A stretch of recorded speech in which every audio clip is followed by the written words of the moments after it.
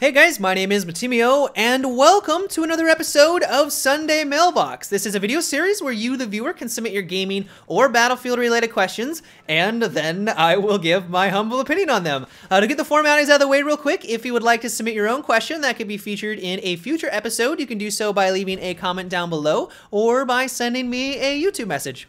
So the first question for today comes from Kaylin, who asks, do you think that DICE should make it so that if you were sniping at 750 meters or longer, that you have to adjust for the Coriolis effect, which means that you have to calculate for the Earth's rotation?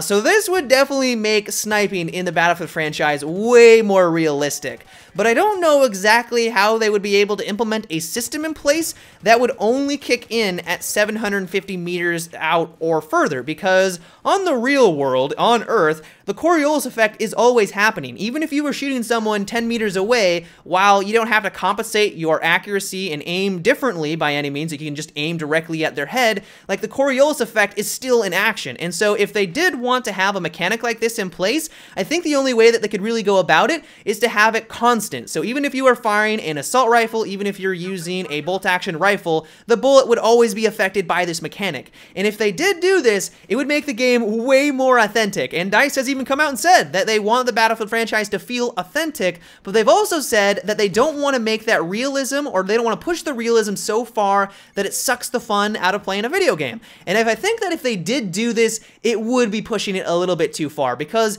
as of right now, trying to snipe someone at 750 meters away isn't a cakewalk. Like, you have to compensate for bullet travel speed, you have to compensate for bullet drop, and while I know that in Battlefield 4 they are giving us a couple of cool tools to make life a little bit easier, we're getting the rangefinder, and we're going to be able to zero out our bolt-action rifles, it's still not going to be easy. And if you added in the Coriolis effect, and I know some people out there even want wind in there as well, there would just be so many different factors that you have to kind of calculate for, while the die-hard sniper simulator people would really appreciate it. For the large majority of the population, it would just be too much, and it would just take away from the experience itself.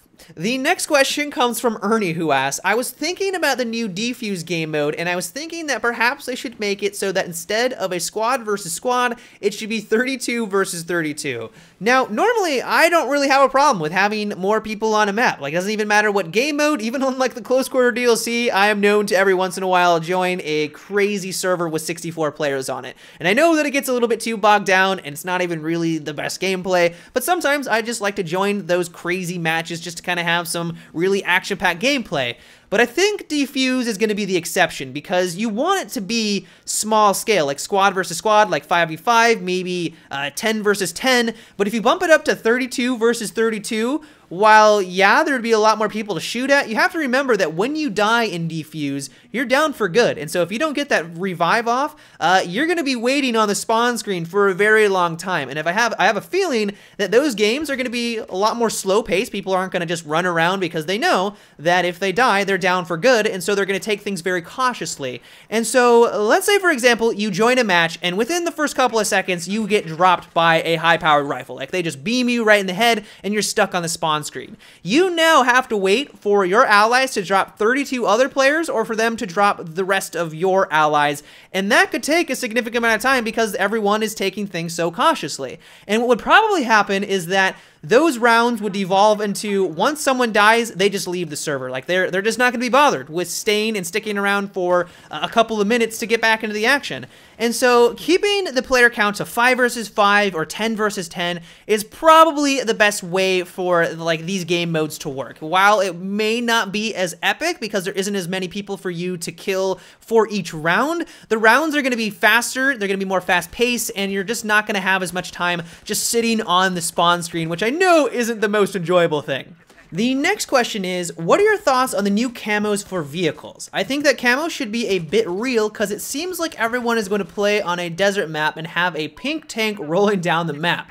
Do you think that they should take out those camos? Your thoughts? No, I actually like the idea of having all of these different colors and all of these different camos, because it can kind of bring some uniqueness to the Battlefield. You can really customize it to your liking and your personality. And in reality, there isn't going to be a pink camo. Like DICE has said that the ones that are going to be in there, while they're a lot more colorful than you might expect, they're not going to be like flamboyant or bright pink. Like you're going to have some reds, some dark blues, some greens.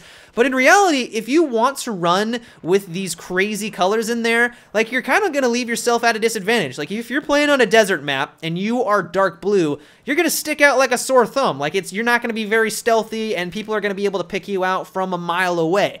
And so if you do want to have these really bright colors on your vehicle, then you have to have the drawback of sticking out like a sore thumb. And I have a feeling what most people are probably going to fall back onto is that they're just going to use the adaptive camo, where you're going to pick the cool design, but then depending on what map you're playing on, it changes the colors so you kind of blend in a little bit more. I have a feeling that that's probably going to be the most used, because like I said, like you are going to be at a disadvantage if you are bright pink in the middle of a desert. So I wouldn't worry too much about it.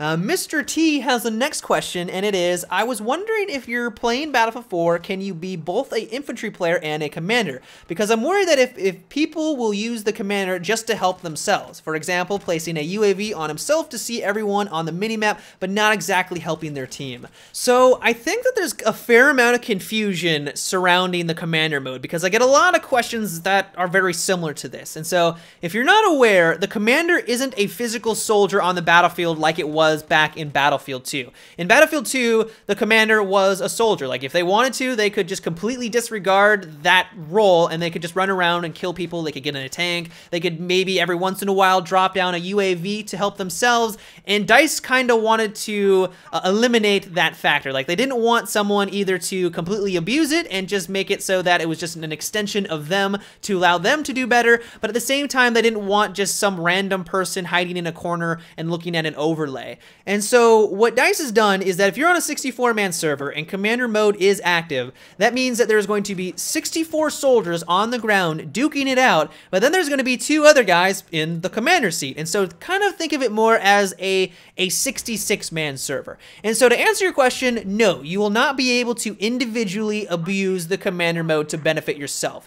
The only real way I can see it maybe being abused is that if you are with some friends and they're all in one squad, you can maybe just follow them around and only give them the UAVs and EMPs, but hopefully at that point the mutiny system has kicked in. The other squads are like, hey, this guy is only benefiting that one squad, let's get him out there and get a new commander mode in place. But yeah, guys, that is about it for today's Sunday Mailbox. I hope you enjoyed. Once again, if you would like to submit your own question that could be featured in a future episode, you can do so by leaving a comment down below or by sending me a YouTube message. But before I go, I quickly wanted to thank Level Cat for once again providing today's awesome Battlefield gameplay.